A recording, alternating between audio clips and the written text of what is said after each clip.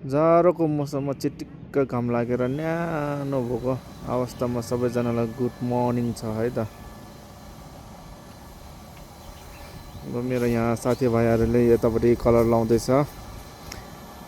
यो चाहिँ अब मेरो पुरानो भिडियोतिर पनि मैले धेरै भनिसकेको छु। यो चाहिँ अब कहाँ हो भने धेरैजना जस्तोले चाहिँ अब मेसेज पठाइरहेको हुन्छ कुन ठाउँमा हो भनेर। म अहिले पनि भनिरहेको छु यो चाहिँ अब कहाँ हो भने काभ्रे नमोबुद्ध ठागु रिम्बुड्सेको गुम्बामा यो गेट नयाँ गेटमा कलर लाउँदैछु है त हामीहरूले। यो चाहिँ अब यो बाहिरी भाग हो, भित्री भाग चाहिँ कलर लगाइसकेको छु।